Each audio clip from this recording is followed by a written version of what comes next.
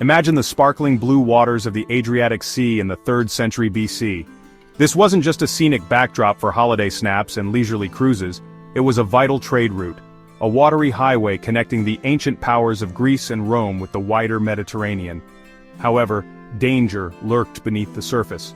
Bands of fierce Illyrian pirates hailing from the rugged western Balkan coastline saw this bustling trade as an opportunity for plunder.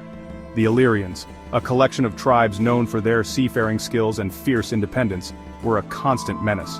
Their swift galleys, often adorned with fearsome carvings, would emerge from hidden coves to prey on merchant ships. These daring raids brought valuable goods, slaves, and a fearsome reputation to the Illyrian people. Amongst these maritime raiders, a new power was rising, the Ardean kingdom. Led by a king named Agron, the Ardean kingdom began to consolidate its power, uniting other Illyrian tribes under its banner. Upon Agron's death, his widow Teuta assumed the regency for her young stepson. Little did the Roman Senate know, this queen would soon become their most formidable adversary. Queen Teuta was no ordinary ruler. In a world dominated by men, she ruled with an iron fist, consolidating her power and expanding the Illyrian realm. Emboldened by their queen's ambition, Illyrian raids became bolder and more frequent. Coastal towns lived in fear of their lightning-fast attacks. The Roman Republic, its power steadily growing, could not ignore this growing threat. Roman merchants carrying grain and goods across the Adriatic were becoming increasingly vulnerable. Reports of piracy reached the ears of the Roman Senate, sparking outrage and demands for action. In 229 BC, Rome dispatched 2 envoys to the Illyrian court. Their mission was clear: deliver a stern message to Queen Teuta, demanding an end to the piracy and reparations for Roman losses. However, Teuta, confident in her power and dismissive of the fledgling republic, refused to be intimidated. In a move that shocked the Roman world, she ordered the assassination of one of the envoys, a grave breach of diplomatic protocol. This act of defiance ignited the flames of war.